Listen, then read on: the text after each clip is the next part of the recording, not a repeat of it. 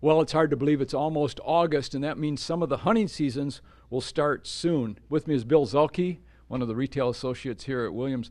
Bill, folks hunting here in Michigan versus hunting out west or up in Canada, scopes are really important. A lot of difference in scopes. Yeah, two totally different worlds, that's for sure.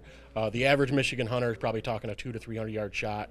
3 to 9 by 40 is a great choice for magnification for that type of optic. Going out west, much further, longer range shots, you might consider something with a heavier magnification. Let's start with some of the basics, fixed versus variable, for those that aren't aware of it. Sure, a variable power scope will give you some adjustment into your magnification, to whereas a fixed power scope will give you a fixed magnification, whether it be 3 or 4 power. And probably the most common of fixed versus variable as far as range or your 3 power stuff is going to be your most common fixed, probably. Okay. Maybe a 4 power, but that's going to be for 100 yards or less for most large game stuff here in Michigan. Your most common variable power will be, without a doubt, a 3 to 9 by 40. That's the standard. And whether you're shooting a 22 or a muzzle loader or a regular centerfire rifle, a lot of differences. A lot of differences. Your centerfire rifle scopes are built with higher tolerances to take on that recoil.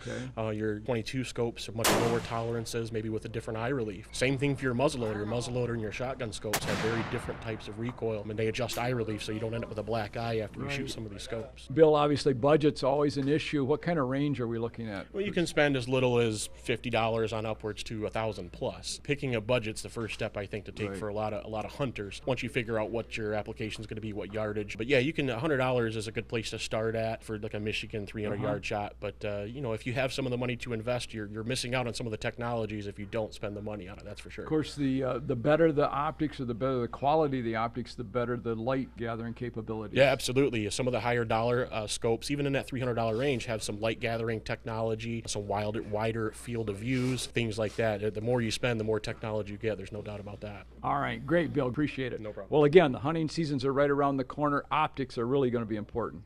For ABC 12 News, I'm Tom Wright from Williams Gun Sight Company. Back again next week.